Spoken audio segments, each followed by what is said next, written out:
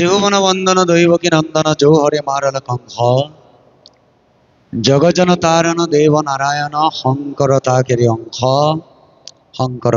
অংশ শ্ৰীমন্ত শংকৰদেৱ গুৰুজনাৰ শ্ৰী চৈতন্য চৰণত জয় জয়তে সশ্ৰদ্ধ সেৱা নিবেদন কৰিছোঁ। এনেহেন মহান সংস্কৃতিৰ যিহেতু বাটকটীয়া, এনেহেন মহান সংস্কৃতি আমালৈ আগবঢ়াই থৈ গৈছে, যিজন গুৰুৰ সান্নিধ্যত বৰ্তমান অসমখনত আমি নিজকে অসমীয়া বুলি পৰিচয় দিব পাৰিছোঁ। তেনেহেন মহান গুৰুজনলৈ জয় জয়তে সেৱা নিবেদন কৰিছোঁ। সত্য শৌচ ক্ষমা দয়া ভক্তি ধৰ্মৰ চাৰিসীমা, এহি চাৰি মিলি বহিলা আসনৰ চাৰিখুৰা। গতিকে সন্মুখত এভাগ গুৰু আসন, এনেহেন গুণ সমৃদ্ধ গুৰু আসন ভাগিতেই প্ৰভু ভগৱন্ত স্থিত আছে সাততি কলপৰ সহিতে। এনেহেন মহান আসন ভাগে সপ্ত বৈকুণ্ঠ ক্ষেত্ৰত ৰূপায়ণ কৰিছে। বিশেষকৈ পাপৰ ওপৰত নহয় জানো, বসুমতীৰ ওপৰত পাপ, পাপৰ ওপৰত নাম, নামেই হৈছে সিংহ। গতিকে এনেহেন মহাপাপ বিনাশ কৰি থকা এই চাৰিখুৰাৰ ওচৰত আমি কথা কোৱাৰ ধৃষ্টতা নাই। তথাপিও আমি জয় জয়তে উদ্যোক্তা মণ্ডলী আদেশ বুলি ভাবিছোঁ, আদেশ বুলি ভাবে আমি মাত্ৰ পালন কৰিবলৈ আগবাঢ়িছোঁ। অপৰাধখিনি আপোনালোকে মাৰ্জনা কৰিব। আসনত উপবিষ্ট আছে প্ৰভু ঈশ্বৰ বাপজনা, প্ৰভু ঈশ্বৰ বাপজনালৈ আমাৰ তৰফৰ পৰা সশ্ৰদ্ধ সেৱা নিবেদন কৰিছোঁ। পিতৃহে পৰম গুৰু সৰ্বশাস্ত্ৰই কয়, পিতৃ তুষ্ট হ'লে সমস্ত দেৱতা তুষ্ট হয়। গতিকে পিতৃক হেনো যিজন ব্যক্তিয়ে অন্তঃকৰণে ভজিব পাৰে, তেন্তে ভগৱন্তক নভজিলেও হয়। পিতৃতে আদিমূল। গতিকে উপস্থিত থকা কেউজন ভকত বৈষ্ণৱ দেখিছোঁ মোৰ পিতৃৰ দৰে। মোৰ পিতৃ বৰ্তমান 90 বছৰ ঊৰ্ধত এজন ব্যক্তি। গতিকে আপোনালোককো মোৰ পিতৃৰ দৰে লাগিছে। গতিকে পিতৃক পূজা কৰিলে ভগৱন্তক পূজা কৰিব নালাগে। গতিকে আপোনাৰ খবৰে শ্ৰী চৈতন্য চৰণত ধৰি সেৱা ভাগ সোধাওঁছে মই ভগৱন্তকে পোৱা নিচিনা লাগিছে, হয়নে নহয়? গতিকে সমূহ আই মাতৃ, মাতৃক গংগা স্বৰূপিণী বুলি কোৱা হৈছে, সমূহ আই মাতৃৰ ৰাতুল পংকজত সেৱা নিবেদন কৰিছোঁ। এই অনুষ্ঠান ভাগীৰ সহিতে জড়িত প্ৰত্যেকজন শাৰীৰিক মানসিক আৰ্থিক সাহায্যৰ দ্বাৰা ইমান মহেন্দ্ৰ মহান অনুষ্ঠান ভাগী সাফল্যমণ্ডিত কৰি যোৱা কেউজন শুভাকাংক্ষী আৰু লগতে উদ্যোক্তা মণ্ডলী, আমাৰ তৰফৰ পৰা ধন্যবাদ জ্ঞাপন কৰিছোঁ আপোনালোকলৈ। কাৰণ আমাৰ নিচিনা এজন নিষ্কিন মানুহ বুলি কৈছোঁ, নিষ্কিনক আমন্ত্ৰণ জনাই ইমান সুন্দৰকৈ পৰিচয় দাঙি ধৰিছে। গতিকে আমি আপোনালোকক ইমান সুন্দৰকৈ চিনাকি কৰাই দিছে, ভয় লাগে কেতিয়াবা। নৱবিধা ভক্তিৰ শ্ৰৱণ কীৰ্তন অৰ্চন বন্দন স্মৰণ পদসেৱন দাস্য সখিত্ব আৰু আত্মা নিবেদন, নৱবিধা ভকতিৰ নৱগছি বন্তি জ্বলি আছে। ইয়াৰ মাজত ইমান সুন্দৰকৈ অৱস্থান গ্ৰহণ কৰোৱাইছে আমাক। গতিকে আমি আপোনালোকক ধন্যবাদ জ্ঞাপন কৰিছোঁ। আৰু লগতে কেইটামান ল'ৰাক আমাৰ মানে আমি সদায় শ্ৰদ্ধা কৰিব লাগিব। কেইজনমান তামান বুলি এইকাৰণে কৈছোঁ, মোৰ নিজৰ ভাতৃৰ দৰে, সেইকাৰণে কেইটামান বুলি কৈছোঁ। কিন্তু কেইজনমান যুৱকক আমি সদায় ধন্যবাদ দিবই লাগিব। শব্দ যন্ত্ৰীৰ পৰা পোহৰ ব্যৱস্থালৈকে থকা যিসকল ব্যক্তি আমাৰ বেনুৰ লগত ভালে সংখ্যক আহিছে, দেখি আছোঁ প্ৰথমৰ পৰা। জেনেৰেটৰ ষ্টাৰ্ট দি পেলাই তাত ডিজেল ভৰোৱাজনৰ পৰা লাল চাহ বাকী থকা বাইদেউগৰাকীলৈকে, আইগৰাকীলৈকে, সকলোলৈকে আমাৰ তৰফৰ পৰা সশ্ৰদ্ধ সেৱা প্ৰথমতে জয় জয়তে নিবেদন কৰিছোঁ। আমাৰ মনৰ পৰা দম্ভ দস্য অহংকাৰখিনি দূৰ কৰি হৰিৰ ভকতিত স্থিৰ হ'বৰ কাৰণে আপোনাৰ খবৰ শ্ৰী চৈতন্য চৰণত ধৰি শিৰ সেৱা দেহ মন সম্পূৰ্ণ অৰ্পণ কৰি প্ৰথমতেই বক্তব্য আগবঢ়াৰ প্ৰাক মুহূৰ্তত আমি জয় জয়তে আপোনাৰ খবৰ ৰাতুল পংকজত সেৱা সদাইছোঁ। কৃষ্ণ।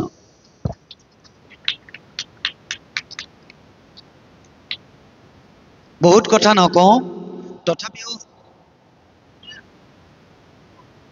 মোৰ এটা বৰ বেলেগ ধৰণৰ স্বভাৱ আছে। মই প্ৰথমতে কৈ লৈছোঁ, জয় জয়তে বাঘজান ঘৰফলীয়া গাঁৱৰ কেন্দ্ৰীয় নামঘৰৰ অষ্টম বাৰ্ষিক শ্ৰীমদ ভাগৱত পাঠ 10ম স্কন্ধৰ পৰা খুব সুন্দৰ এটি অনুষ্ঠান। আপুনি লওক এখন। মই উদ্যোক্তা মণ্ডলী সকলোৰে চৰণত সেৱা নিবেদন কৰিছোঁ। আৰু ইমান সুন্দৰকৈ এটি ব্যয়বহুল অনুষ্ঠান, ইমান জনসাধাৰণৰ, ইমান সমাজৰ, ইমান ব্যক্তিৰ যি আধ্যাত্মিক চেতনা জাগ্ৰত কৰিবলৈ আজি সঁচাকৈয়ে সফলতাৰ উচ্চ শিখৰত আছে বুলিয়ে কৈছোঁ।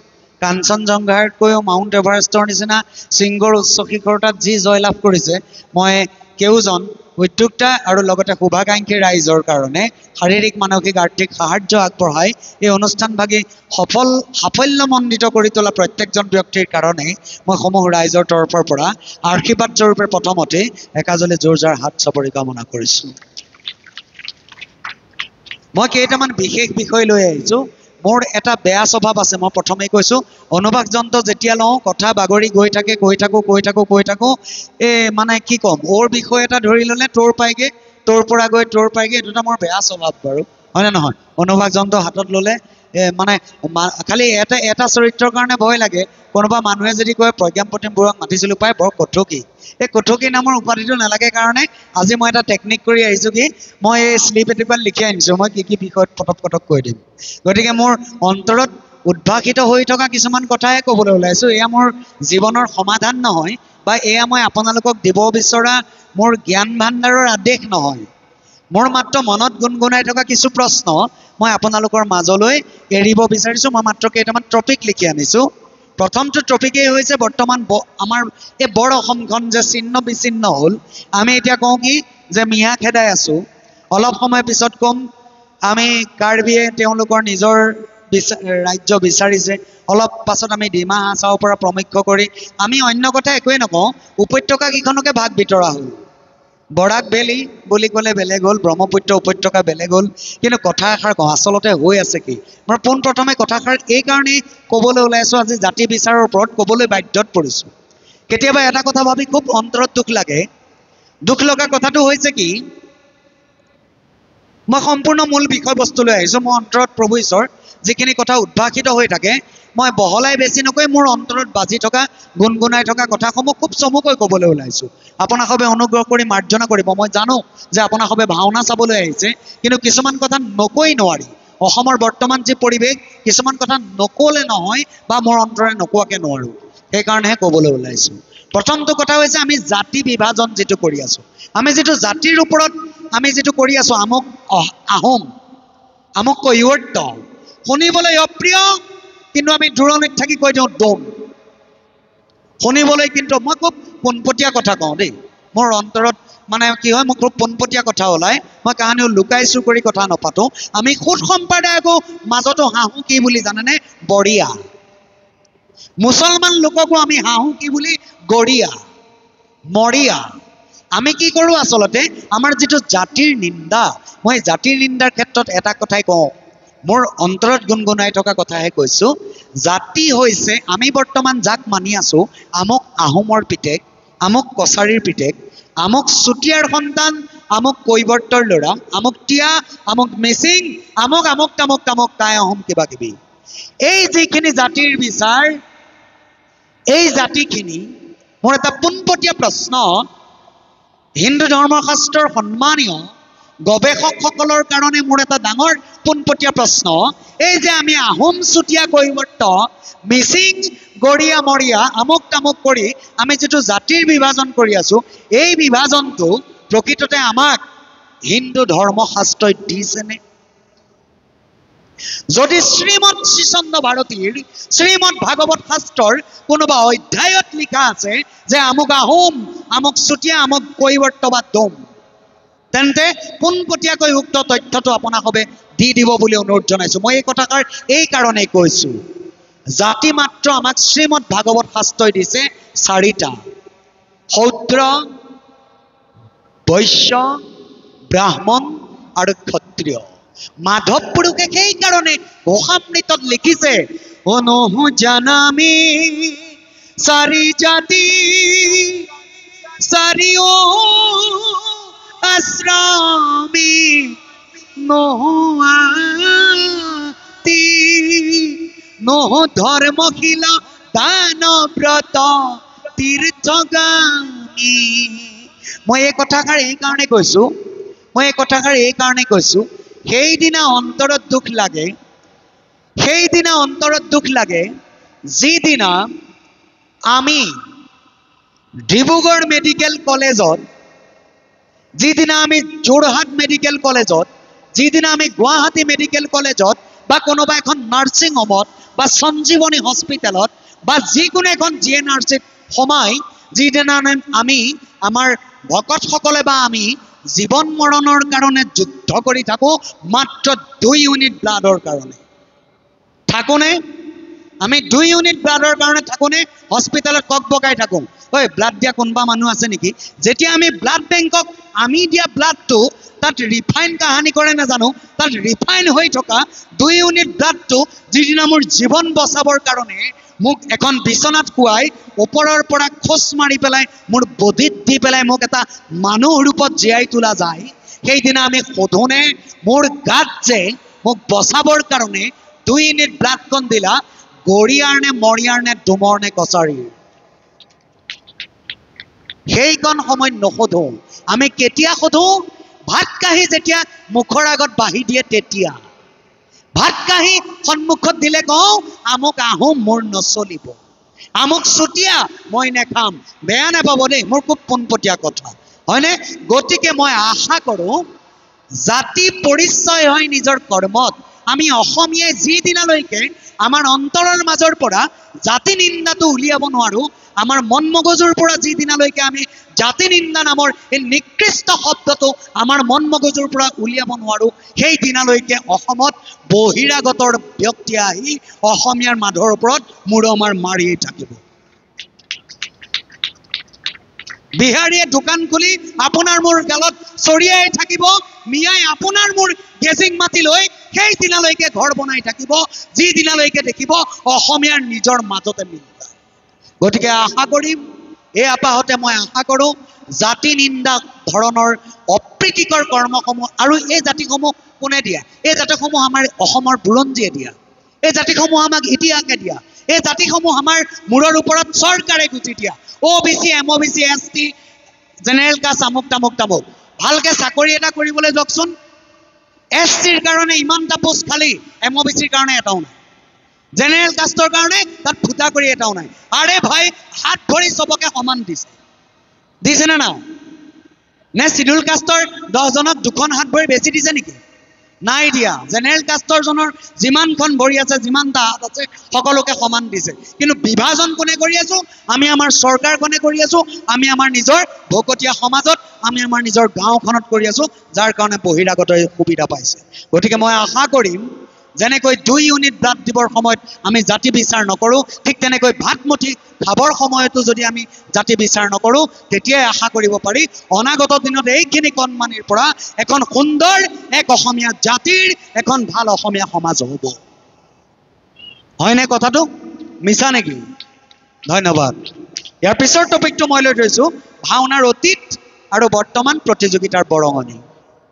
এষাৰ কথা কওঁ দেই, আমাৰ প্ৰভু ঈশ্বৰ বাপজন, আপুনি অপৰাধ নধৰিব। মই ভাওনা শিকিছোঁ বা আমাৰ উঠি অহা চামে ভাওনা শিকিছিল কাৰ পৰা? আমাৰ ককা দেউতাহঁতৰ দিনৰ পৰা, আমাৰ বৰ দেউতাহঁতৰ কালৰ পৰা। কিন্তু মই এটা পোনপটীয়া প্ৰশ্ন আপোনালোকক সুধিছোঁ, যিটো কথা আচলতে অপ্ৰীতিকৰ কিন্তু সত্য। আজি মই এটা হেৰি দেখিছোঁ, এইটো কি বুলি কয়, ভাওনাক লৈ হুলস্থুল হ'লে কি বুলি কয়? বিতৰ্ক। আজি মই এটা বিতৰ্ক দেখিছোঁ যে কিবা মেলাৰ দৰে চকা এটা উলিয়াই দিলে, তাত গৈ কোনোবা 10জন উঠি দিলে, কালীয় দমন নাট আছিল, তাৰ পাছত গৈ তাৰ এটা বিতৰ্ক বৰ্তমান সামাজিক মাধ্যমত প্ৰচলিত হৈ আছে। এতিয়া মোৰ এটা ডাঙৰ কথা, মই সেই মেলাখিনিৰ কথা পিছত ক'ম, কিন্তু মই বৰ্তমান এটা কথা সোধোঁ, প্ৰতিযোগিতা ভাওনাৰ আমাৰ মাজলৈ অৱদান কি জানেনে? আপুনি কিন্তু প্ৰভু ঈশ্বৰৰ মিছা কথা নক'ব দেই, একদম সঁচা কথা ক'ব। কওকচোন বাৰু, আমাৰ প্ৰজন্মই আমাৰ ককাহঁতৰ দিনত কাহানি বা চিনি পালোহেঁতেন নে? শ্ৰৱণ কীৰ্তন অৰ্চন বন্দন স্মৰণ পদসেৱন দাস্য সকিত্ব আত্মা নিবেদন নামৰ 9 গছি বন্তি প্ৰজ্বলিত হৈ এভাগ অগ্নিগড়। হয় হয় হয়,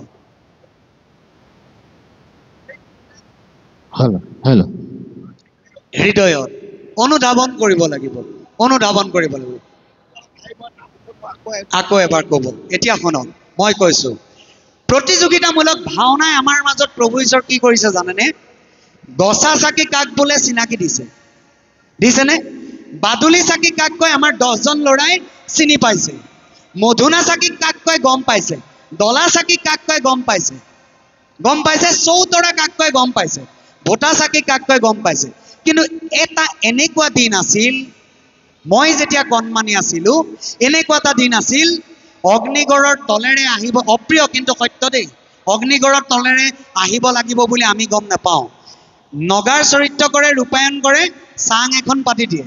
চাংখনৰ ওপৰৰ পৰা জাত মাৰি দিয়ে নগাই নাগামিজ ভাষাত ভাওনা কৰে দেই আমাৰ গাঁৱত নাগামিজ ভাষাত আহি পেলাই নগা চৰিত্ৰ ৰূপায়ণ কৰা ডালিমী বা কোনোবাই অভিনয় কৰে কিন্তু এতিয়া কথা হ'ল প্ৰতিযোগিতামূলকভাৱে হোৱা ভাওনাই আজি শব্দযন্ত্ৰৰ ব্যৱস্থা পোহৰৰ ব্যৱস্থাৰ পাছতো এই পুৰণি কুটকলীয়া সম্পত্তিসমূহ পুৰণি কুটকলীয়া কুটকলীয়া নহয় দেই ক্ষমা কৰিব মোৰ প্ৰনাউন্সিয়েশ্যনত ভুল হৈছে কৌটিকলীয়া সম্পদসমূহ পুনৰ কিন্তু উদ্ধাৰ কৰিছে আমি এটা কথা অতি দুখ লাগে আমি যেতিয়া গাখীৰ খিৰাওঁ আমি গাখীৰ খিৰোৱাৰ কৰিয়া কাক বোলে আমি এতিয়া চিনি নাপাওঁ আমাৰ উঠি অহা প্ৰজন্মই চিনি নাপায় গতিকে তাক যেনেকৈ চিনাকি দিব আমাৰ ইতিহাস প্ৰসিদ্ধ এই সম্ভাৰসমূহ গ্ৰহণ কৰি থকা অনুষ্ঠানসমূহে ঠিক তেনেকৈ কিন্তু ভাওনাকো পৌৰাণিক সেই কলাটো চিনাকি দিব প্ৰতিযোগিতামূলক ভাওনাই কাৰণ ভাওনা প্ৰতিযোগিতামূলক হোৱাৰ কাৰণেই ভাওনাৰ ব্যাকৰণ শিকিব পাৰিছে হয়নে নহয় আৰু এটা কথা অতি ভাল লগা কথা ভাওনা যেতিয়াৰ পৰা প্ৰতিযোগিতামূলক হ'ল তেতিয়াৰ পৰা আপুনি প্ৰভু ঈশ্বৰ লক্ষ্য কৰিব আমি আগৰ বায়ন বুলি ক'লে মনত ভাবি লওঁ আমাৰ গাঁৱৰ ককাজনৰ চেহেৰাটো মনলৈ হয়নে বায়ন বুলি ক'লে আমি আগৰ এটা সময়ত মনত পেলাওঁ হাতত এটা লেম লৈ সন্ধিয়া লগা নামঘৰ আহি পাই পকা দাড়িৰ পকা চুলিৰ এজন ব্যক্তি খিটিটং খোলটো বজাই তাৰ পাছত ডেকা ভাৱৰীয়া আহি উপস্থিত হ'ব ভাওনা হ'ব কিন্তু বৰ্তমান ভাওনাত বায়ন বুলি ক'লে চেঙেলীয়া ডেকা ল'ৰাটোৱে মটৰ চাইকেলখন লৈ আহি পিঠিত এটা খোলৰ বেগ লৈ আহি যিটো সময়ত প্ৰকৃততে তেওঁৰ চৰিত্ৰ বেয়া হোৱাৰ সময় যিটো সময়ত যিটো বয়সে হেঁচি থাকে ঠেলি থাকে যে এখন জুৱা খেলত বহ যিটো বয়সত বয়সে ঠেলি থাকে তই মদ খোৱা জেগালৈ যা এখন ধাবালৈ যা সেই বয়সটোত কিন্তু এজন ডেকা ল'ৰা বায়ন কৰিবলৈ নাট ভাওনাৰ খোলা লৈ আহে গতিকে প্ৰতিযোগিতামূলক ভাওনাৰ আৰু এটা পজিটিভ গুণ আৰু এষাৰ কথা কওঁ শুনক তালমানৰ যি শুদ্ধতা যি ৰূপায়ণ আমি যে শিকিছোঁ পৰিতাল 14 মাত্ৰা দুমানি ইমান মাত্ৰা ধৰমজ্যোতি 28 মাত্ৰা এই যে শিকিছোঁ এই শিকাৰ ব্যাকৰণ গুণটো কিন্তু ভাওনা প্ৰতিযোগিতা হোৱাৰ পৰা আহিছে মই চমুৱাইছোঁ মই আৰু বহুত ক'বলৈ মন আছিলে কিন্তু চমুৱাইছোঁ মই ইয়াৰ পিছত আহিছোঁ ৰূপ কোঁৱৰ দেৱৰ অসমীয়া চলচ্চিত্ৰ উইলিয়াম শেক্সপিয়াৰ আৰু শংকৰদেৱ গুৰুজনাৰ নাট ভাওনা এই ক্ষেত্ৰত মই তিনিটা টপিক এই কাৰণে আনিছোঁ উইলিয়াম শেক্সপিয়াৰৰ নাটক শংকৰদেৱ গুৰুজনাৰ নাট ভাওনা আৰু ৰূপ কোঁৱৰ জ্যোতিপ্ৰসাদ আগৰৱালা দেৱৰ প্ৰথম অসমীয়া চলচ্চিত্ৰ জয়মতী এই তিনিটাৰ মাজত মই যিটো পাৰ্থক্য আনিব খুজিছোঁ এই পাৰ্থক্যটোৰ কাৰণে মই এই কাৰণে আজি ভাষণ দিবলৈ ওলাইছোঁ বৰ্তমান অসমৰ ভাওনা জগতৰ ধনাত্মক গুণ বহুত আছে ঋণাত্মক গুণ কি আছে জানে এচাম এনেকুৱা ব্যক্তি আছে যে নিজৰ জীৱনত খোলটোত খিটিতাক দেই যাওঁ বুলি বজাই পোৱা নাই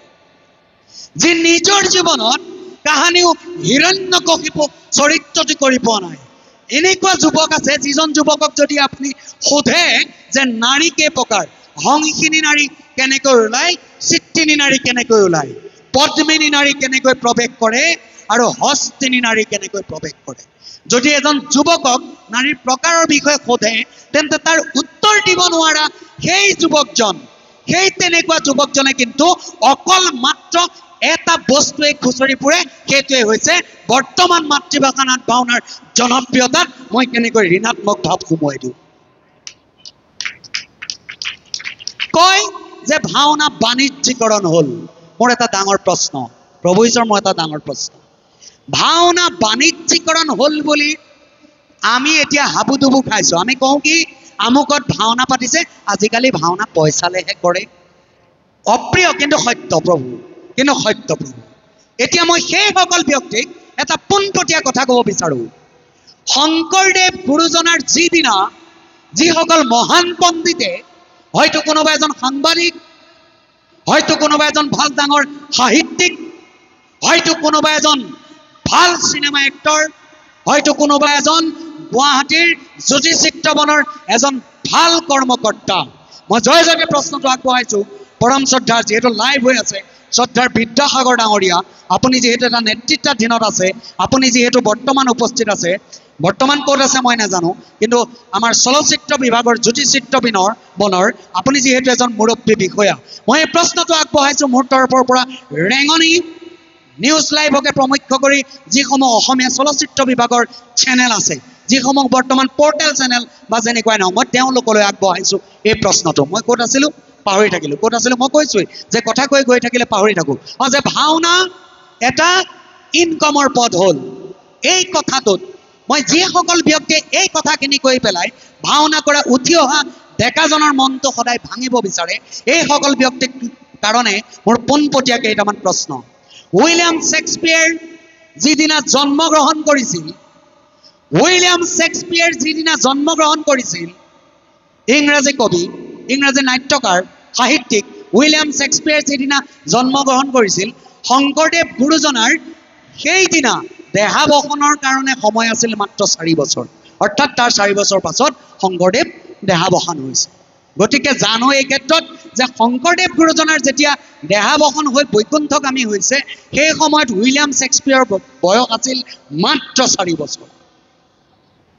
এতিয়া উইলিয়াম শ্বেক্সপিয়েৰক আমি ৱৰ্ল্ডৰ প্ৰথমজন নাট্যকাৰ বুলি কওঁ, কিন্তু শংকৰদেৱক আমি কিয় পৰিচয় কৰাব নোৱাৰিলোঁ? বিশ্বত কিয় শংকৰদেৱক আজিও আমি প্ৰতিষ্ঠা কৰিব নোৱাৰিলোঁ যে ৱৰ্ল্ডৰ গোটেই বিশ্বৰ প্ৰথমজন নাট্যকাৰ শ্ৰীমন্ত শংকৰদেৱ? কিয় নোৱাৰিলোঁ? নোৱাৰাৰ একমাত্ৰ কাৰণ হৈছে, এতিয়া সেইটো বিষয়লৈ মই কওঁ, আজি গুৰুজনাৰ স্বীকৃতিটো কোনে দিলে? সুদূৰ ফ্ৰান্সৰ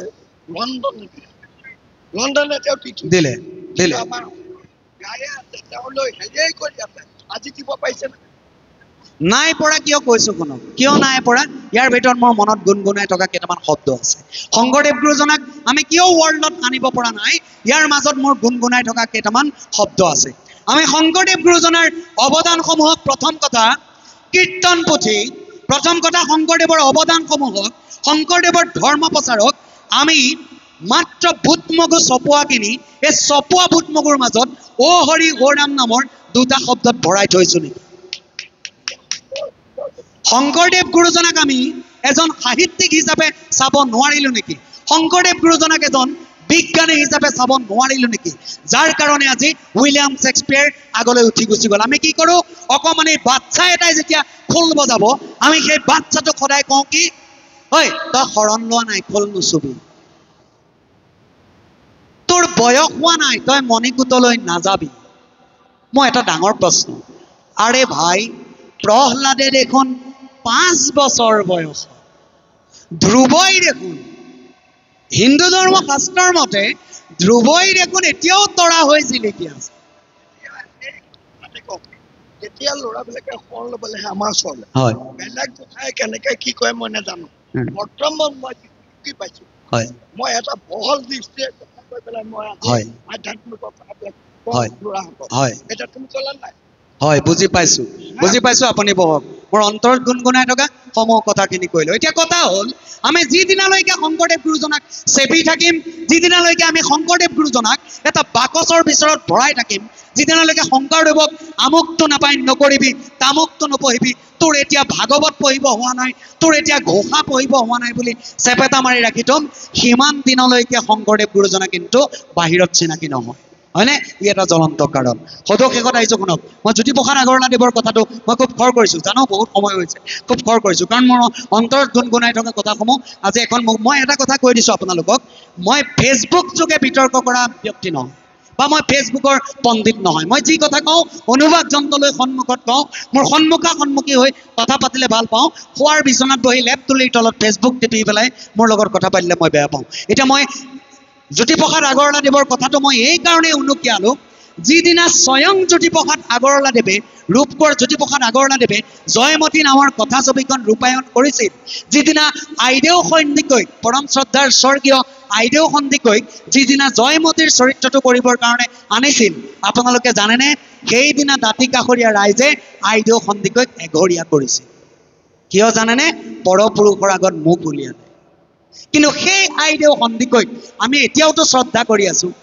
ঠিক তেনেকৈ ৰূপকোঁৱৰ জ্যোতিপ্ৰসাদ আগৰৱালাদেৱে ভবা নাছিল বা ভাবিছিল যদিও নাজানো যে মই আজি জয়মতী কথা ছবিৰে প্ৰথম অসমীয়া চলচ্চিত্ৰ কৰিম, এই চলচ্চিত্ৰ গৈ গৈ এসময়ত অসমত এটা ডাঙৰ ইণ্ডাষ্ট্ৰী হ'ব।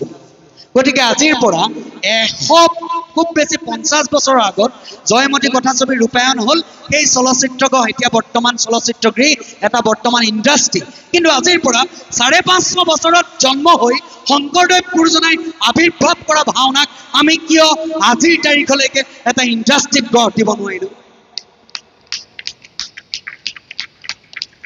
এই ল'ৰাবিলাকলৈ মন কৰক ইয়াৰ নাম বেনু ই এটা সাউন্ড সিস্টেম কিনিছে ইয়াৰ এটা আশা আছে ইয়াৰ এটা ভৰসা আছে যে 10খন ভাওনা হ'ব মোক মাতিব ৰূপসজ্জাত ব্ৰতী হৈ আছে দেশ ভাণ্ডাৰী মানুহ তেওঁলোকৰ পৰিয়ালটোৰ ওপৰত এটা আশা আছে যে মই যে ইমান ড্ৰেছ কিনিলো ইমান পোছাক কিনিলো গতিকে এনেকুৱা এটা ইণ্ডাষ্ট্ৰীত গঢ় ল'ব এতিয়া আমি আজি মাতৃভাষাৰ ভাওনাক বা ভাওনা প্ৰতিযোগিতাক অৱমাননা কৰি যিমানেই ছ'চিয়েল মিডিয়াত হুলস্থুল কৰিম সিমানে কিন্তু এই ল'ৰাবিলাকৰ এই ডেকা ল'ৰাবিলাকৰ মূৰৰ ওপৰত পৰিয়ালটোৰ কাৰণে এটা মাধমাৰ মৰা হ'ব হয়নে গতিকে আশা কৰিম এনেকুৱা নহওক ইয়াৰ পাছৰ কথা লৈ আহিছোঁ পটককৈ মই খুব চমু কৰিম ক'বলৈ বহুত আছে যুৱ উশৃংখলতাৰ কথা গম ভাবিছিলোঁ নকওঁ কাৰণ সময় বহুত হৈছে যুৱ উশৃংখলতাৰ কথা কিনো ক'ম আৰু গম পাইছে নিৰ্মল চাৰিআলি ডেৰগাঁৱৰ ল'ৰা এটা মাৰি পেলালে অনিমেষ ভূঞা সেইদিনা অভিনীলৰ হত্যাকাণ্ড এই যে মাদাৰ ফাদাৰ কৰি থাকে মানুহবিলাক কোনে কৰে জানে যাৰ ল'ৰা ছোৱালী কাহানিও এনেকুৱা সমাজ এখনলৈ আহি পোৱা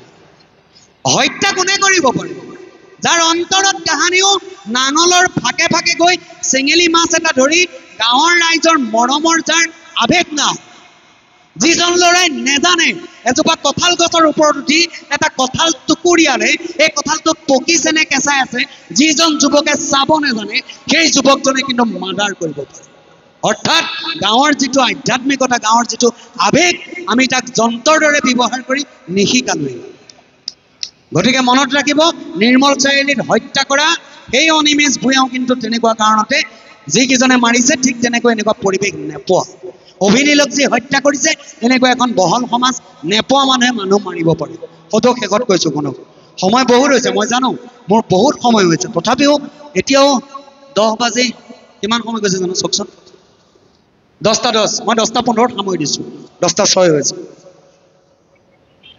চকৰি পতাৰ কথাটো নকওঁ চকৰিটো তেওঁলোকে কৈছে যে 230 বছৰৰ পৰা আমাৰ এইটো এটা পৰম্পৰা আৰে 230 বছৰ পৰম্পৰা হওক দিনৰ 230 বছৰ পৰম্পৰাটো মোক ককাহঁতৰ দিনৰে কিন্তু শংকৰদেৱ গুৰুজনাৰ পৰম্পৰাটো দেখোন 550 বছৰ আগত গতিকে তেওঁলোকতো পৌৰাণিক সাতাম পুৰুষীয়া পৰম্পৰা বুলি মানিম নে শংকৰদেৱতো মানিম গতিকে আজিলৈকে কৰিছিলে এইবিলাক চকৰিয়ে পকৰিয়ে কিবা উঠাইছিলে আজিৰ পৰা নুঠাব আৰু ৰাইজে কৈছে যেতিয়া মই এইটো অনুৰোধ কৰিছোঁ মানে এইকাৰণে কৈছোঁ এখন মঞ্চতে বৈকুণ্ঠও প্ৰতিষ্ঠা কৰিব পাৰি এখন মঞ্চতে দানৱ স্থানো প্ৰতিষ্ঠা কৰিব পাৰি এখন মঞ্চতে দেৱস্থানো প্ৰতিষ্ঠা কৰিব পাৰি গতিকে আপোনালোকে আৰু কালিয় দমন কৰিল বুলি বৈকুণ্ঠৰ পৰা দেৱগণে ফুল তেতেলী মাৰিলে বুলি আপোনালোকে বাৰু চকৰিৰ ওপৰত উঠাব লাগেনে যদি 230 বছৰৰ পৰা এইটো কাম কৰি আছে তেন্তে আপোনালোকে এইটো সাতাম পুৰুষীয়া বুলি ভুল কাম কৰি আছে আজিৰ পৰা নকৰিব কাৰণ কালিয় দমন নাটভাগ অংকীয়া নাট নাটৰ ওপৰত অধিকাৰ কেৱল আপোনালোকৰ অনুষ্ঠানটোৱে নাই গোটেই অসমৰ সমাজৰ অধিকাৰ আছে গতিকে আজিৰ তাৰিখৰ পৰা শংকৰদেৱক লজ্জানত কৰিব বিচৰা এনেকুৱা চকৰিত উঠাই পেলাই ভাওনা যাতে নকৰিব বুলি আমি আশা কৰিছোঁ ধন্যবাদ ইয়াৰ পিছত আহিছোঁ বেহাৰবাৰী আউটপোষ্ট আৰু ভাওনা এই কথাটো মই কমেই বেহাৰবাৰী আউটপোষ্ট আৰু ভাওনা এই কথাটো মই কমেই শুনক মই এষাৰ কথা কৈছোঁ আমাৰ এই অঞ্চলটোত আশে পাশে মুছলমান সম্প্ৰদায়ৰ ব্যক্তি আছে নিশ্চয় আছে নাই আশে পাশে কোনোবা গাঁও আছে নাই আছে খ্ৰীষ্টান কোনোবা চাৰ্চ পাতি থকা লোক আছে আছে ওচৰত আছে নে নাজানো দূৰত হ'লেও আছে আছে কোনো অন্য ধৰ্মৰ লোকে নিজৰ ধৰ্মৰ ধৰ্মশাস্ত্ৰক লৈ ফুইচঙীয়া ভিডিঅ' বনোৱা দেখিছে নেকি ৰিলছ বনোৱা বাইবেলক লৈ খ্ৰীষ্টান ধৰ্মীসকলে কিবা ৰিলছ বনোৱা কিবা ভিডিঅ' বনোৱা কোনোবা দেখিছে নেকি দেখিছে যে হাত দাঙকচোন বাইবেলক লৈ খ্ৰীষ্টান ধৰ্মী আমুকে বনাইছে মুছলমান সম্প্ৰদায়ৰ কোৰাণক লৈ কোনোবা মুছলমান লোকে ফটোৱা আমি হাঁহি উঠা ফাল্টু ভিডিঅ' বনোৱা কোৰাণক লৈ আপোনালোকে দেখিছে নেকি নাই দেখা কিন্তু আপোনালোকে এটা কথা সদায় দেখিছে মাত্ৰ অসমীয়া হিন্দু ধৰ্মাৱলম্বীসকলে মাত্ৰ হিন্দু ধৰ্মাৱলম্বীসকলে শংকৰদেৱৰ পুথিক লৈও ফটোৱা ভিডিঅ' বনায় একেবাৰে নিকৃষ্ট সিদিনা বেহাৰবাৰীত দেখিলোঁ কম্বলখন পানী তিতিল ৰ'দতে বোলে এইটো কি বজাইছনো, মোহন নামৰ চৰিত্ৰটো কে নামৰ চৰিত্ৰটোৱে সুধিছে এইটো কি বজাইছনো, তেতিয়া মোহন নামৰ চৰিত্ৰটোৱে কৈছে দবা বজাইছো। অৰ্থাৎ শংকৰদেৱ গুৰুজন বৰ্তমান থকাহেঁতেন হাঁহিলেহেঁতেন যে তহঁত অসমীয়া সমাজলৈ এই দবা ভাগ, দেৱৰো বাধ্য অনবদ্য বাধ্য দবা ভাগ তহঁতৰ কাৰণে ফটুৱা কৰিবলৈ উলিয়ালো। কীৰ্তন পুথিক লৈ যিখন বান্দৰামি কৰে তাক নকৈ নোৱাৰো। ভাওনাটো দেখিছো তেতন দামনি, আজিকালি দেখো আমাৰ উজনি অসমত খুব লাজ লাগে নিজৰ। শুক্ৰৰ তনয় দুয়ো খণ্ড আৰু অমৰ্কৰ চৰিত্ৰ কৰিবলৈ আহে, আনে কাক বেহাৰবাৰী আউটপোষ্টৰ সিদ্ধাৰ্থ দাক মাতে আৰু এই দীপজ্যোতিক মানে এই মোহনক মাতে। তাৰ পাছত দেখো মুকুতা নামৰ এই বাইচুং ভুটীয়াটোক মাতে। তাৰ পাছত দেখো কপালতে চুমা এটা খাই দিয়ে। মোৰ এটা ডাঙৰ প্ৰশ্ন, আমাৰ হিন্দু ধৰ্মৰ ধৰ্মশাস্ত্ৰক লৈ আমি যে ইমান বহুৱালি কৰি থাকো, অন্য ধৰ্মৰ লোকসকলে কিয় নকৰে? আমি নিজেই শংকৰ মাধৱৰ বুকুত মৰিয়াই থকা নাইনে? শংকৰদেৱ গুৰুজনাই ধৰ্মশাস্ত্ৰভাগ আমালৈ কি বহুৱালি? শুদ্ধ নৃত্যক লৈ শৰ্মা দোকানী নামৰ বেহাৰবাৰী কেইজনে এদিন নাচিছে, সোঁফালৰ কিলাকটি খেদ, বাওঁফালৰ কিলাকটি খেদ। কথাটো বুজিছেনে? এতিয়া মোৰ ডাঙৰ প্ৰশ্ন হ'ল, শংকৰদেৱ গুৰুজনা বৰ্তমান জীয়াই থকাহেঁতেন সেই ব্যক্তিজনৰ ওচৰত কান্দিলেহেঁতেন যে তহঁতৰ সংস্কৃতিটো মই সোঁফালৰ কিলাকুটি খেদ, বাওঁফালৰ কিলাকুটি খেদ বুলি ক'বলৈ ইমান কষ্ট কৰি শিকালো নেকি? গতিকে মই আশা কৰিম এই সুযোগত শংকৰদেৱ গুৰুজনাৰ অৱদান বা হিন্দু ধৰ্মৰ শাস্ত্ৰক লৈ কোনেও যাতে এনেকুৱা বান্দৰামি ফটুৱামি কৰিবলৈ, হাঁহিৰ ফুৰাক তুলিবলৈ অজস্ৰ অসমত কাহিনী আছে, আছেনে নাই? অজস্ৰ কাহিনী আছে। কমেডিয়ান কেৰেক্টাৰ এটা কওঁ বুলিলে অজস্ৰ আছে, কিন্তু এই নাট ভাওনাক বাৰে বাৰে কিয় সাঙুৰি লয়? তেতুন তামুলীৰ ভাওনাত কিয় ব্ৰহ্মাৰ এই পদুম ফুল ওলাই পেলাই অকল সুধা আণ্ডাৰ পেণ্টটো থাকিবলৈ পালে? বাৰম্বাৰ গৈ আহি ভাওনাকেহে টাৰ্গেট কৰি লয়নে বহুতীয়া কৰিবলৈ? গতিকে মই আশা কৰিম আৰু মই ধিক্কাৰ দিম নহয়, ইয়াৰ পিছত এনেকুৱা দেখিলে চৰকাৰীভাৱে উচ্চতম ন্যায়ালয়ত কেছ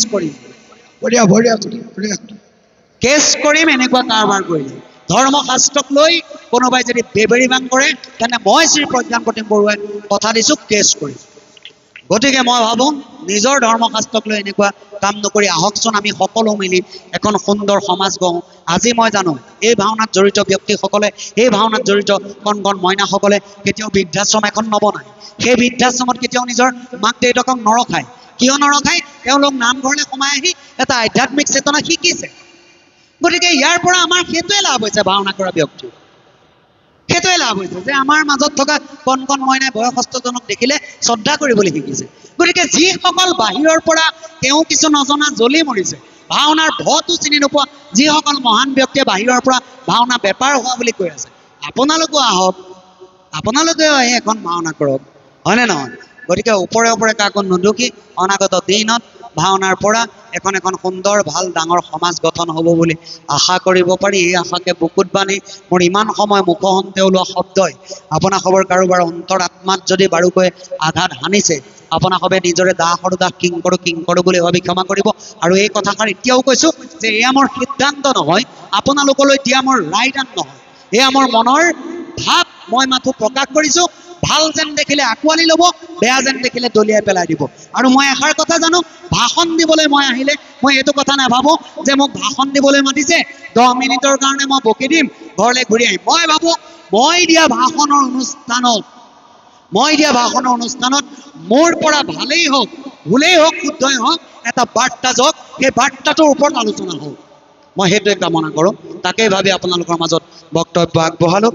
গতিকে অসম কৰি অপৰাধখিনি মাৰ্জনা কৰিব। মহিলা ভাওনাৰ ওপৰত ক'বলৈ মন আছিলে, এতিয়া নকওঁ কাৰণ আজি সময় যথেষ্ট হৈছে।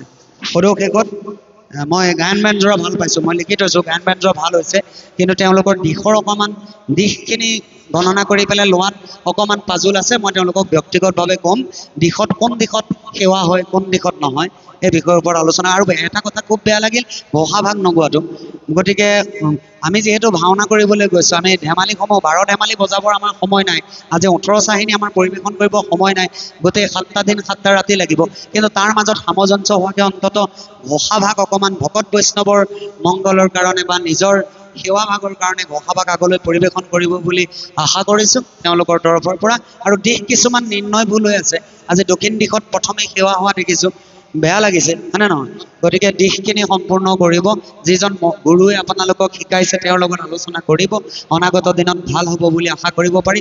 যিহেতু মই এই পৰ্যায়ত এইকাৰণে চাইছোঁ কাৰণ বিভিন্ন অসমৰ মঞ্চত বিচাৰক হিচাপে থাকোঁ। আজি ইয়াত চাই গৈ কাইলৈ যদি তেওঁলোকৰ ভুল বুলি ৰঙা পেণ্টা মাৰে কাটি দিওঁ, তেতিয়া তেওঁলোকেও মোক ক'ব আপুনি দেখোন আমাৰ গাঁৱৰ ভাওনাত আছিলে, আপুনি তেতিয়াই কিয় নক'লে? আপুনি যে বিচাৰক পঢ়ি থাকোঁতে ৰঙা পেণ্ট মাৰি দিছে। গতিকে মই মোৰ দুখৰ হাতটো সাৰিবৰ কাৰণে কৈ দিছোঁ, দিশৰ অকণমান কোন দিশত সেৱা হয়, কোন দিশত কি হয় তাৰ অকণমান গণ্ডগোল আছে। গতিকে আপোনালোকে অভিজ্ঞ ব্যক্তিক মাতি পেলাই ইয়াৰ পাছত পৰিপক্ক কৰিব বুলি আশা কৰিব পাৰি। আৰু লগতে ঘোষাভাগ আপোনালোকে পৰিৱেশন কৰিব বুলি আশা কৰি আৰু মুখমন্তে ওলোৱা শব্দই মই জানো কাৰোবাৰ অন্তৰাত্মাত আঘাত সানিছে। গতিকে যিসকল ব্যক্তিৰ অন্তৰাত্মাত মোৰ মুখৰ পৰা ওলোৱা শব্দই আঘাত সানিছে আপোনালোকৰ নিজৰ পুত্ৰ বুলি ভাবি, দাস আৰু দাস বুলি ভাবি ক্ষমা কৰিব। খালি সদৌ সেইখন নকৰিলেও নোৱাৰোঁ, ফটামুখ ক'লেও লাগে ভকতৰ দোষ। এষাৰ কথা ক'বই লাগিব, এই নাৰী উলিয়াই পেট উলিয়াই এই কিবা কিবি উলিয়াই পেলাই ৰিলছ বনোৱা কামটো নাৰী সমাজে বাদ দিয়ক। বঢ়িয়া বঢ়িয়া বঢ়িয়া কথা কৈছে, সুন্দৰ। এইকাৰণে বাদ দিবলৈ কৈছোঁ আমি উঠি অহা প্ৰজন্মক। আকৌ মহিলা, মই এই কথাটো প্ৰত্যেকখন সমাজত কওঁ, এইকাৰণে কৈছোঁ কাৰণ এই কথাটো বৰ্তমান বেছি ব্যয়বহুলকৈ সমাজত প্ৰকাশ পাই আছে।